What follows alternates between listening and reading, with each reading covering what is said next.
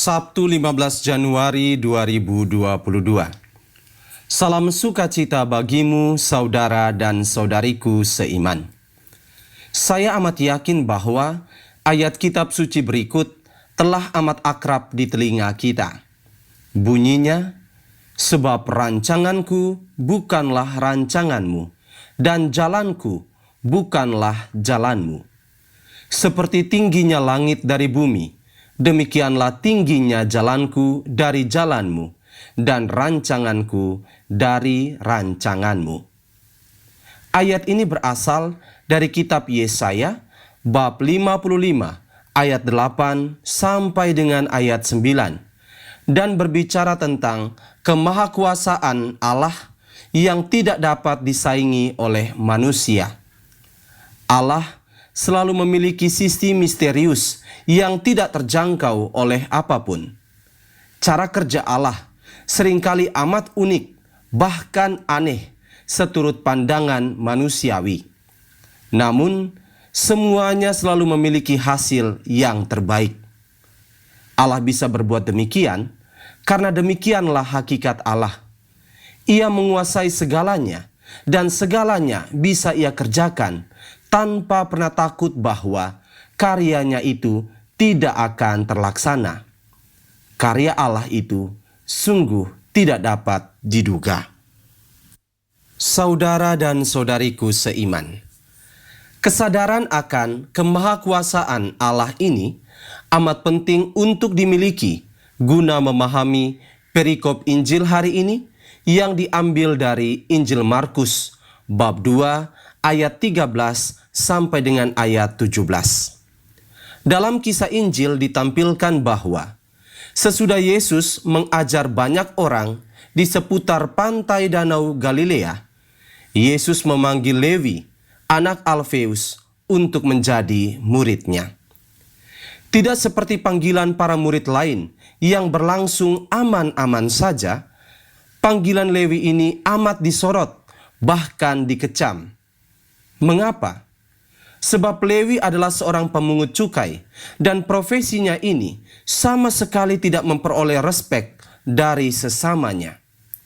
Kita tentu tahu bahwa dalam pandangan orang Yahudi, pemungut cukai adalah pendosa, sebab mereka berkhianat kepada bangsanya dengan cara menjadi kaki tangan penjajah untuk memungut pajak. Pajak yang dikumpulkan ini memang pertama-tama ditujukan untuk kepentingan penguasa. Tetapi di sisi lain, mereka pun ingin memanfaatkannya untuk memperkaya diri. Caranya dengan melipat gandakan pajak yang ada, sehingga mereka pun bisa mendapat keuntungan. Tindakan semacam ini jelas amat menyengsarakan para pembayar pajak. Maka tidak heran jika para pemungut cukai itu amat dibenci.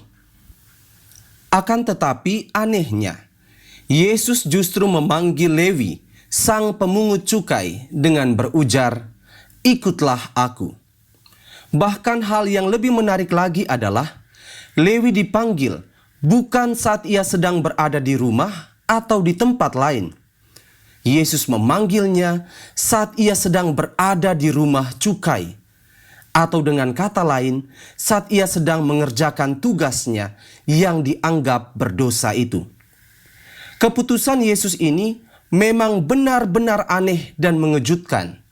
Apalagi ditambah dengan kejadian lain bahwa sesudah memanggil Lewi, Yesus pun menyempatkan diri untuk makan bersama dengan para pemungut cukai lainnya serta orang berdosa. Tindakan Yesus ini jelas amat tidak terduga hingga tidak mampu dimengerti. Maka para ahli Taurat dan golongan Farisi yang melihatnya pun tidak tahan untuk bertanya dengan gugatan kepada para murid Yesus. Katanya, "Mengapa gurumu makan bersama dengan pemungut cukai dan orang berdosa?" Yesus rupanya punya alasan sendiri akan tindakannya ini, sehingga ia sendiri pula yang menjawab bahwa karena perutusannya ke dunia adalah untuk mengajak orang bertobat, maka sasaran utamanya adalah para pendosa.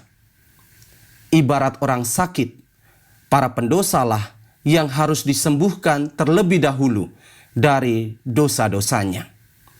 Karena itu, Yesus tidak keliru jika ia mendekati, bahkan memanggil pendosa menjadi muridnya. Tujuannya amat mulia, yakni menyelamatkan mereka. Saudara dan saudariku seiman, tidak ada seorang pun dari antara kita yang tidak pernah terjebak dalam dosa. Meski demikian, setiap hari Yesus memanggil kita untuk mengikutinya. Panggilan Yesus ini hendaknya harus kita tanggapi dengan sukacita, bukan dengan ketakutan.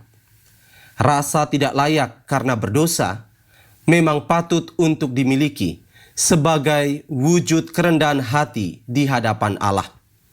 Namun, jangan sampai rasa ini membuat kita menjauh dari Allah. Itu pilihan sikap yang keliru. Kita harus terus mendekati Allah karena kita membutuhkan pengampunannya.